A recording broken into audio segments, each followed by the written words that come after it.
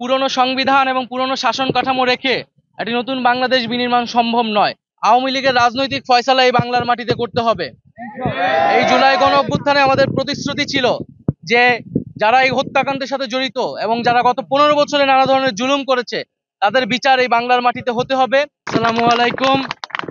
আজকে জাতীয় নাগরিক পার্টি এনসিপির যে আনুষ্ঠানিক কর্মসূচি শুরু হলো, জাতীয় নাগরিক পার্টি এনসিপির পক্ষ থেকে সারা দেশের সকল মানুষকে শুভেচ্ছা জানাচ্ছি।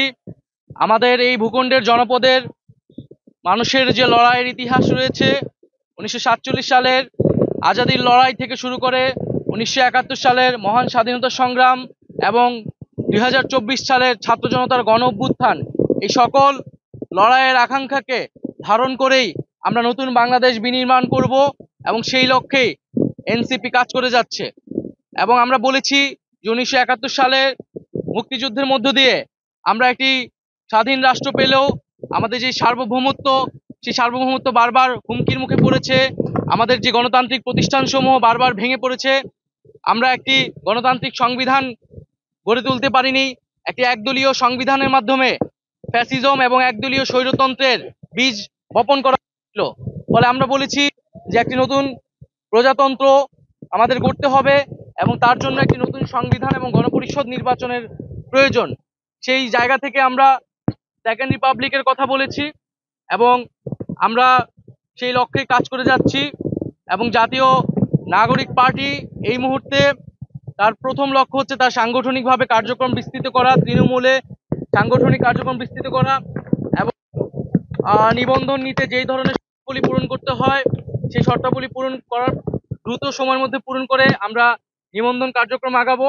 এ মাসের মধ্যে আমরা আমাদের গঠনতন্ত্র যে প্রণয়নের কাজ, সেই প্রণয়নের কাজটি আমরা শুরু করব এবং আমাদের আজকের এই স্মৃতিসৌধে শ্রদ্ধাঞ্জলি নিবেদনের পরে আমরা রায়ের বাজার যাব, যেখানে আমাদের যে জুলাই অভ্যুত্থানে যারা শহীদ হয়েছে সেই শহীদদেরকে আমরা শ্রদ্ধা নিবেদন করব। শহীদদের প্রতি আমাদের যে 71-এর শহীদ এবং জুলাইয়ের শহীদ, তাদের প্রতি শ্রদ্ধা নিবেদন করেই, তাদের আত্মত্যাগকে স্মরণ করেই আমরা আমাদের যাত্রা শুরু করছি। প্রক্রিয়াকে বারবার দীর্ঘায়িত করা হয়েছে। আমাদের এবার যাতে আর দীর্ঘায়িত না হয়, 24-এর গণ অভ্যুত্থান যাতে ব্যর্থ না হয়, পুরনো সংবিধান এবং পুরনো শাসন কাঠামো রেখে একটি নতুন বাংলাদেশ বিনির্মাণ সম্ভব নয়।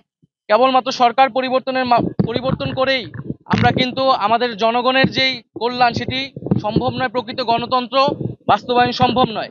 সেজন্য আমরা বলছি সাংবিধানিক পরিবর্তন করে নতুন একটি বাংলাদেশের যাত্রা শুরু করতে চাই, যেখানে প্রকৃত ইনসাফ এবং সাম্য নিশ্চিত করা সম্ভব হবে। সে গণহত্যার বিচার দ্রুত সময়ের মধ্যে কার্যকর দেখতে চাই এবং বিচারিক প্রক্রিয়ার মাধ্যমে আওয়ামী লীগের রাজনৈতিক ফয়সালা এই বাংলার মাটিতে করতে হবে। এই জুলাই গণ অভ্যুত্থানে আমাদের প্রতিশ্রুতি ছিল যে যারা এই হত্যাকাণ্ডের সাথে জড়িত এবং যারা গত 15 বছরে নানা ধরনের জুলুম করেছে তাদের বিচার এই বাংলার মাটিতে হতে হবে। এবং আমরা অন্তর্বর্তী সরকারের প্রতি আহ্বান থাকবে, দ্রুত সময়ের মধ্যেই এই বিচার বাংলাদেশের মানুষ দেখতে চায় এবং বিচারের পরে যে সংস্কার কার্যক্রম, জাতীয় ঐক্যমত্য যে কমিশন রয়েছে, দ্রুত জাতীয় সংলাপে গিয়ে আমাদের যে জুলাই সনদ এবং যে জুলাই ঘোষণাপত্র তার দ্রুত বাস্তবায়ন আমরা দেখতে চাই। ধন্যবাদ সবাইকে।